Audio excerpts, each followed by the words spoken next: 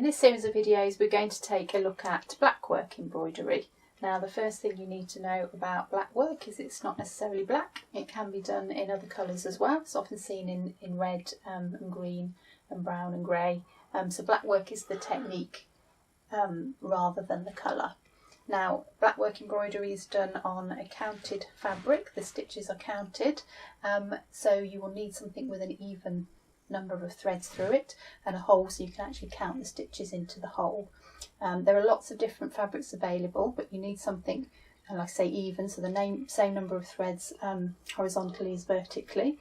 So the tiger here is done on a even weave linen, so single thread across and vertically as well, and this is 35 count linen, so that means 35 threads to every inch of fabric. That's quite small if you're trying to work that out, but you can do more advanced patterns and shading and techniques on a smaller fabric. The rose is worked also on an even weave linen, but that is a larger count, so the stitches will appear bigger, and that's a 28 threads to the inch count fabric. You can get quite small and quite large with that, so you can choose something that's appropriate for you. A good fabric to work on is an Aida fabric. Often cross stitch is worked on an Aida. So this is a set of threads together, horizontally woven with another set vertically, and this gives you small squares, and this comes in lots of different sizes as well. This is a 14 count, so this is quite a bit bigger than the tiger now, but a really good size to practice on. You can get different colours as well, different colour backgrounds. So we've got white, which really makes the black stand out really beautifully, or you can just tone it down a bit, or use a colour if you like.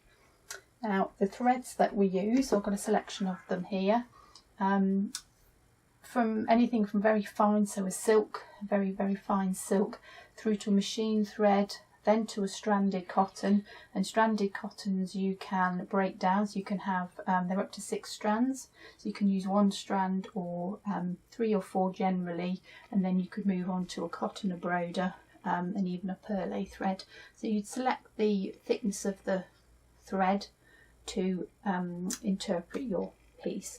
These two pieces here, the rose and the tiger, have both been done in a different mix of threads, so you can use a fine thread for the very fine details, and it shows paler, and a dark thread for anywhere that you want really black. So it's about using your threads to help you to do your designs.